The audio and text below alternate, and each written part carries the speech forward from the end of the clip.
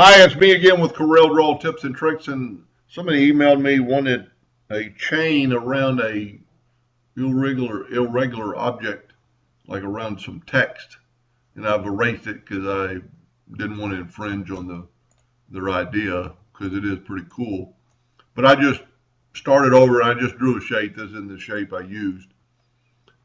But this is pretty cool to make it look like a chain, and there's more than one way to do this, and this is probably the easiest way right here.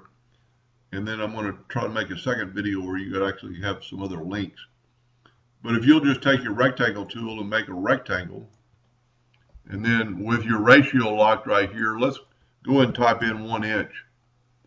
And there's a pretty good shape of a chain right there.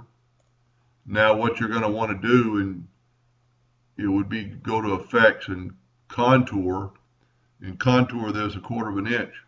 And there's your chain shape. Now I would just use the Smart Fill tool because we're just going to use the color of the chain. We don't need the outline. Now that chain is a little bit too big, so I'm just going to resize it. And I'm going to open up the blend docker, which I've already got. You need to make a copy, so Control D and make a duplicate of that and just move it over. And then select both of them. And I'm going to put T and put it to the top so they're equal. And I'm going to blend it 50 times. And I'm going to hit apply. That opens up this window. It's new path. And then you take that arrow and you click on your path.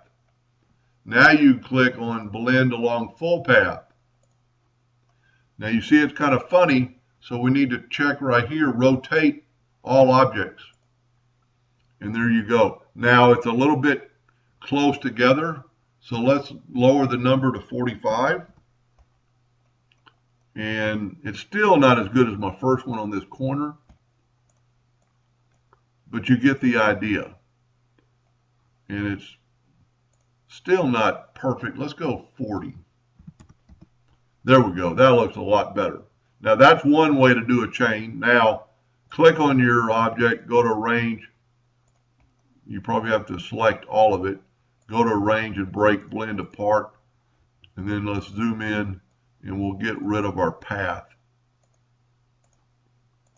I'm actually going to use it maybe for the second video. So there is a chain around an object. Two different looks. They'll look pretty cool. They actually do look like chains. I mean, you could go on here forever and do stuff like this with chain around a, like maybe a motorcycle logo or something. But stay tuned for the second video, and I might put another link between them.